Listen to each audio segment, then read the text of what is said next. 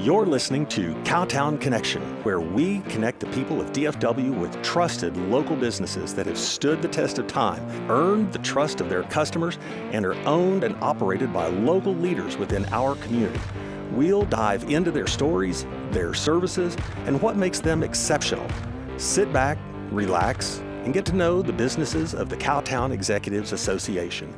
Here's your host, Judy Gammon. So excited to be with you today on the Cowtown Connection. I've got Robin Marriott in the studio with me. And if you haven't read her new book, you need to read it. Manners Mean Money. And that is exactly what she does for a living. So happy to have you here in the studio today, Robin. Well, thanks for having me.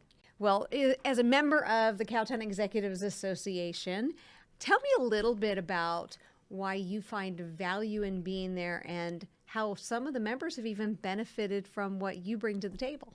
Well, it is a great group of business owners, everyone that is interested in the same thing, to benefiting others, and good, trustworthy people that I can call on. They've called on me to help their businesses earn more money, just to educate their staff and different things. But it's been very beneficial for me because I know I can call someone in a pinch, a professional. Just last night, I called one of our members, needed some landscaping last minute, and he called me right back. He knows me, and that's how it's been all along, just trusted relationships.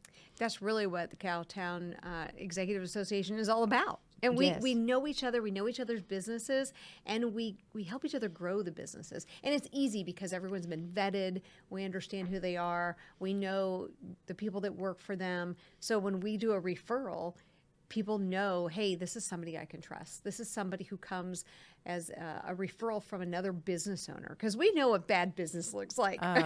Unfortunately, we do. But we also know what really good business looks like. Now, one of the things about your business, which I love so much, and our business has benefited from, is that you bring a unique perspective to customer service. So let's talk about that for a minute. It's great. Especially post-COVID, people have just kind of forgotten what it's like, how to treat people, what you can do for your clients. And actually, at the end of the day, you're going to make more money, but you are providing a comfortable atmosphere for your clients, and you're earning their trust and respect. And by doing that as a CEO or as a CEA or however, CEO of a company, I'll get this straight in a minute, business owner, and if you learn those techniques and model it for your staff, they pick up on it, and it is amazing the difference that you can make just with your clients, but also with your pocketbook at the end of the day. Oh, yeah. So we did something kind of neat here at Executive Medicine of Texas. We brought you in, and everyone's seen the show Undercover Boss. Right. And everybody loves that. Well, it's unfortunate. Everybody knows who I am. I could not put on enough disguises to fool my people. So I had you come in and actually start by making a phone call saying, I want to set up a corporate account and we want to send our physicals there. And nobody was, none the wiser. They're talking to you about setting up that account and getting you situated. You came in as the test person from the company.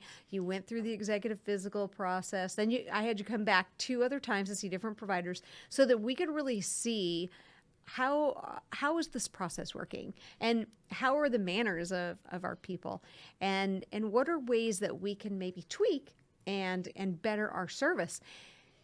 It was so funny when we had our all-staff meeting and you walked in as the speaker for our all-staff meeting. They're like, what's our patient doing here? And we got to do that big reveal.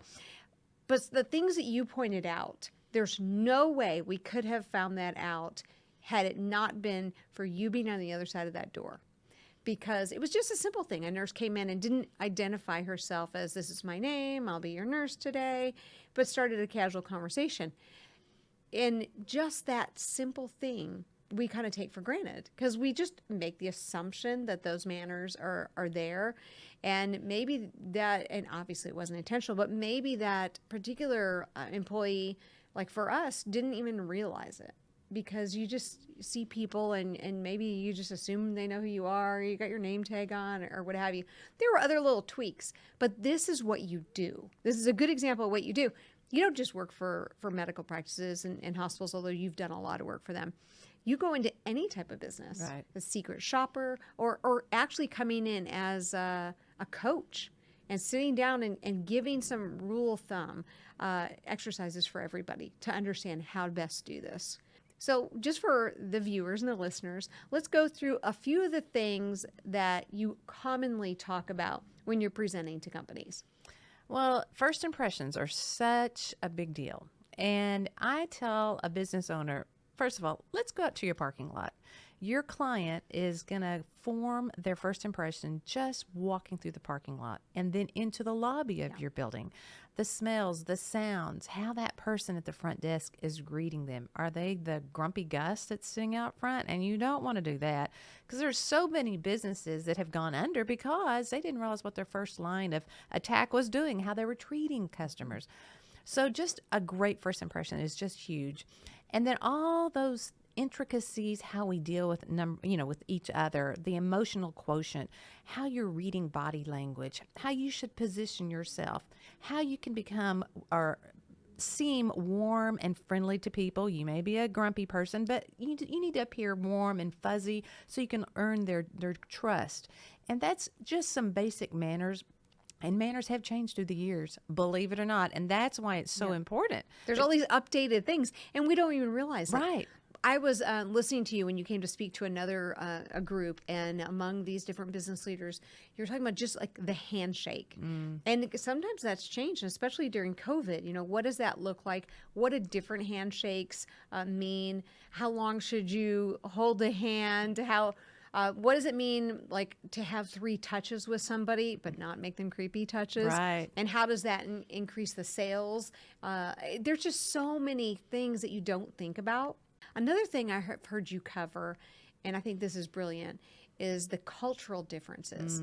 So if you have a customer that may have cultural differences, or if your business does business in other countries and you're traveling to these countries, there's a lot of different things vis-a-vis country by country that one country may say, oh, this is courtesy, and the other country may say, you just flipped me off, for lack of a better expression.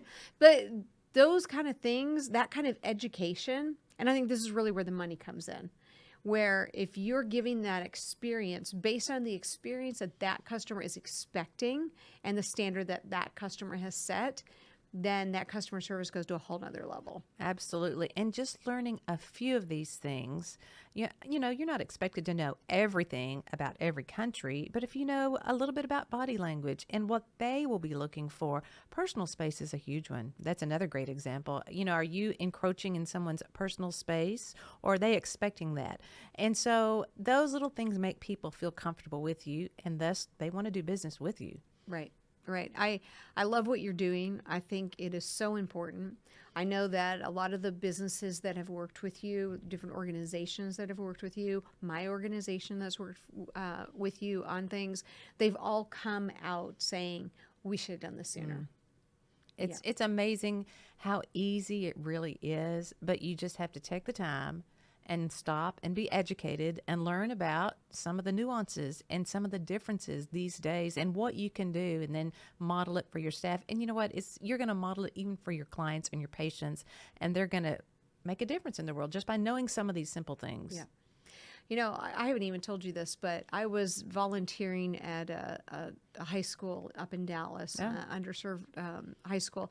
And one of the things was they wanted these kids to understand proper interviewing. And because I had worked with you so much and we had really talked a lot about that introduction and what that looks like, when they would come into each of the mentors had a different room. And when they would come into my room, I would say, stop, walk back to the door. I'm the person you're interviewing with. I want to show you the proper way to introduce yourself. I want to show you the proper way to shake a hand. And you would have been so proud of me because I was thinking, this is so Robin's territory. But just those simple things. And I was shocked how many of them had no idea how to shake a hand. Oh, yes. No idea how to make eye contact. No idea how to speak properly. And I thought, this is our workforce. These are high school seniors. I really think that schools should bring you in. And you should be doing this kind of talk and this kind of education in the school system, hands down. It's everywhere, every age group. But yes, definitely in the schools, every age group. You'd be amazed at how many highly educated people have not even thought about how to have eye contact or how to introduce themselves properly. And it makes just such a huge difference. You know, I like to think about what you do is kind of cotillion for adults. Yeah, there you go. I hadn't thought about it. My kids went to cotillion. It was probably one of Yes. the best things I did. But I really believe that all adults in the professional world should hire you to come in to help them individually, and then also to, you know, to help their employees help themselves. The crazy thing is if the employees have learned these manners, and they're doing these without thinking. Not only does it improve the customer experience, but it's going to improve the inner office communication. Oh, definitely. And so talk to me a little bit about teams that you've worked with and how it's changed their inner office communication. Well, it helps the office morale tremendously because it's like a set of rules. Like if you were to play a baseball game, you need to know what the rules are so that you can play properly and win and so forth.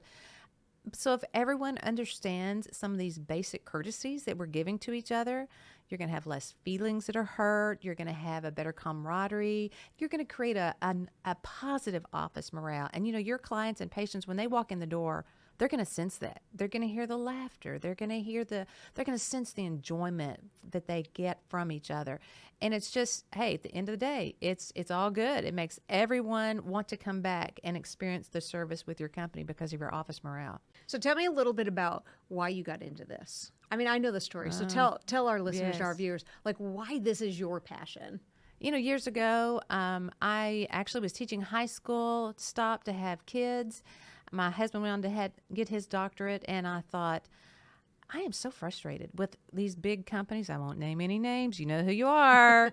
The customer service was horrible. And then I actually had a gentleman in town and said he knew for some reason that I was interested in this subject. So I started out with a bank and came in and taught this to a bunch of bankers. And then it just escalated, and then went from there to CEOs, to business owners, to medical providers. You did a lot of hospital work. A lot of hospital work, So yes. let's talk a little bit about the hospital work, because I think this is so critical. And I think you've shared with me kind of the initial, you know, reaction to the doctors when they heard you were coming. The hospital brought you in. Right. And let's just kind of walk through that process of what that looked like. And this isn't any particular hospital. You've done many of them, Right. But I do know some of the stories you've told me. So for our viewers and listeners, let's go through that scenario. Somebody calls you and says, "Hey, I want you to come talk to the doctors." Let's just kind of walk that back. Well, you know, a lot of times you can just look at the data and see where a doctor's office is losing money, and then try to pinpoint, okay, where is this coming from? So what I do is I go in, and depending on the situation, depends on who has called me. Is it someone higher up, like in the organization? Yeah. If that's the case, I go straight to the doctor. We form a relationship, and I'll shadow the doctor and give some great advice on body language, things you can say, do, and it'll help them at the end of the day. And then I come back with a full written strategy for them. Or what I have done, slipped into a medical practice, maybe a cat, blue jeans, just kind of incognito. And I sit and I take notes, and I watch, how does the MA come out and greet the patient? How does the nurse communicate? And then by the time I get back to the doctor, it's, you know, chances are great the doctor could have already lost some patients because of the front lobby, the way it looked and smelled, or the way the people treated them just walking in. So then I come back, do a lunch and learn, kind of reveal myself, give them practical tips, give them pictures of things that I've taken while I was there at the visit. And it is amazing. People at first are kind of shocked. And then they kind of think, oh, I can do this. And for the first couple of weeks, they'll do those things. And then I come back around on a rotation, and they see me, and they think, oh, this is the manners lady. We need to sit up straight. We need to say those things. And people, doctors and office administrators have told me that repeatedly, that you're just a visual reminder after that, Robin. And I've got data supporting, showing how a doctor's pay has been increased by some of these really specific things that I've pinpointed to them. I know we were speaking once, and it was about surgeons and surgeons and anesthesiologists and the consent, and, you know, not assuming that this patient really knows what you're talking about. They're nervous. They're, you know, getting around getting around that consent in a way that the patient's comfortable, they don't feel rushed, they, all of those things. And I think it's so important the work that you're doing, because in the healthcare industry, it's so necessary. And it's so easy to, I just know as a CEO in healthcare that we often we do this every day, and we forget that the patient doesn't do this every day. Right. The doctor, he does his practice and does it well, and I want him to do it well. But because of that, it's these other things you just don't think about. So when I go in to talk with the doctor, I give them practical tips, because when a patient comes to a doctor, this is all that's on their mind, is coming to see the doctor. The doctor is seeing other patients throughout the day. So the patient wants to feel heard. They also want to feel like the doctor is giving his complete attention and like he's taken all day in the world. Well, the doctor didn't have all day in the world. So what are those practical tips that the doctor can do to give the perception that he is just has that patient's full attention? And those are some of the things that I do. Tell a doctor, do this, this, and this. And it's amazing how a patient can walk out and think, wow, he gave me so much time, but really no more time than normal. It's just the perception. It's the perception and how they felt about it. I know that one of the things when we started Executive Medicine of Texas, we have chairs in the exam room. Not a rolling chair, but a chair and 2 tables. And the patients just said, oh my gosh, you sat across the table from me. Not the exam table, but a real table. And we had a cup of coffee and we talked about the issues. And it may have not have been more than 5 minutes over that cup of coffee, but they felt like it was an hour. Absolutely. And sitting down, that's one of the little tricks I tell the doctor, especially like if they're rounding, like in a hospital, pull up a chair. Sit down. Sit the same amount of time. Pull up the chair. You're making that patient feel like, wow, he's really taking a lot of time. And you're spending the same amount of time. And do you think it's the body language too, because you sit down and then you're kind of eye to eye rather than somebody's hovering over the other person? Yes, I think the body language is so important when you're dealing with people. Also the tone of voice, the demeanor, check the attitude at the door. I know you're in a rush. I know you're going to do a million different things.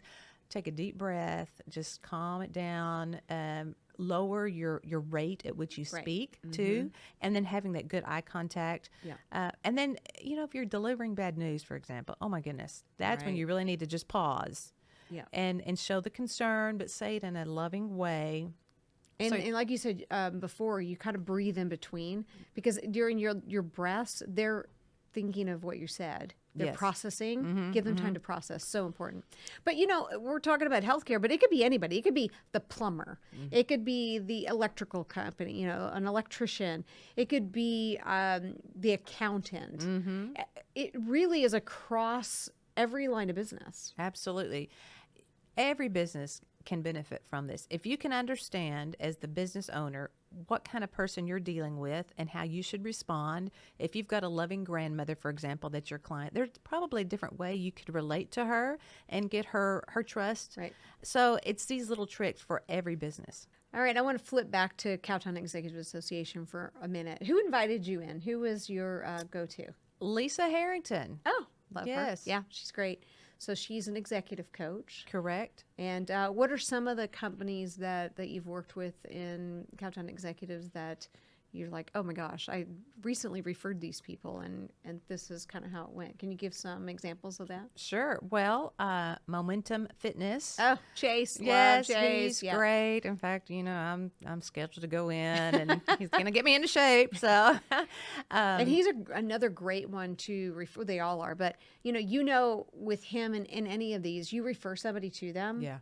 And they are their customer service is spot on. They really care about what they're doing.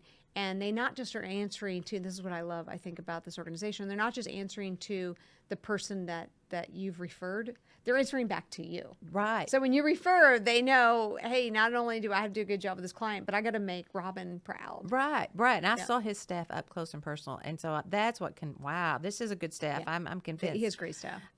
Shaw Insurance, they're another one. We switched all our insurance over to them, and they do a fantastic job. Yeah, we've had a handyman come out, Ace Handyman come out, and do some stuff. Now Dietrich Landscaping. Right. So, I mean, the list goes. And there's, Lisa Harrington's coaching and just numerous people within the group. Right. I could go on and on. Well, I love that. And it's so funny because as I interview different members of the group, I mean, you're on their list. Oh yeah. It's kind of fun that we're all on each other's list because we've gotten to know each other, Yes. know each other's businesses. One thing that maybe the viewers or listeners don't know, that the process of getting into to CEA, and that's the short, Cowtown Executive Association. We all call it CEA. So tell me about when you went through that process, and then I'll kind of share mine. So you got invited, Right. and you had to go through an application. You got to go through an application to be able to come as a guest. Yes, this was serious business, but it's all good. I had been, Sarah Wasco was another one, Fran Nett. She had encouraged me to come, even after Lisa had said something. Fill out the application, just, proof that, hey, I'm legit, I've got years of experience, all that kind of stuff. But it was good. I mean, I knew that I was walking into an organization that they were going to expect something from me. There's a little skin in the game, which is good. Even attendance-wise, I know I'm going to be there. I'm going to be front and center, and I know the other people are too. So that, to me, was worth something versus some of these networking groups that you go to. Sometimes you may have 10 people. Sometimes you may have 30. Sometimes it may be just a couple of people. There's no skin in the game with that. But Right. these are top quality people in this CEA. Well, I love that. The process of getting approved to come, and then for me, that whole sometimes it's 2 weeks, 4 months, or whatever the application. So you've come, people gotten to know you, then your business has to actually apply, Right. and then it goes through a board application. There's background checks. I mean, this is serious. This isn't your usual kind of networking group. I mean, Right. this is serious about business, and if we're going to refer other businesses, we got to make sure they're legit. Yes. And I just remember kind of going through that process and going, gosh, the board's meeting. That day that I knew that the board was meeting and they were all talking about me and, oh my gosh, and this company, and are we going to get in? And I think people that are in, because they've had that dog in the hunt and they know how hard it is to get in, it also holds them to a whole nother standard does. when they're handling those referrals. Because they know that there's so much at stake if they don't deliver on their promises as a company. Yes. So Yes. I love that about Cowtown Executive Association. And is there anything you want to leave with our viewers? I do want to remind you all to pick this book up right here, Turning Manners into Money. And Robin Marriott is just fabulous. She's done a great job within this book. And if people are listening or watching, how can they get in touch with you? And then let's leave them with a tip. Well, absolutely. I have a website called Manners Mean Money. It's that M alliteration there. So just log into the website, shows some of the companies that I have worked for. I have done a lot of keynote speaking, a lot of coaching. So either of those. My book is on the website also that can be purchased. This is more of a guide, an easy to remember guide to quickly read and then implement in your company. So very easy to do. If nothing else, call me out to do a speech, a keynote speaking engagement. 100%. Just to bring it to the forefront of everyone's mind, because I guarantee you, people are going to walk away thinking, I didn't realize that. I didn't realize that was an updated manner.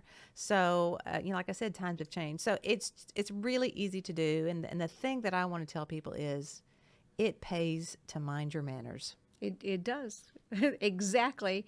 Well, you've been listening to an episode of the Cowtown Connection, the official podcast of Cowtown Executive Association. And you can visit us on the web at ceafw.com. We meet every Thursday morning at the Fort Worth Club in Fort Worth, Texas. Cowtown Connection is the official podcast of the exclusive Cowtown Executives Association, which has been in operation for over a quarter of a century, right here in Fort Worth, Texas. Learn more about the businesses and the organization at ceafw.com. Again, that's ceafw.com.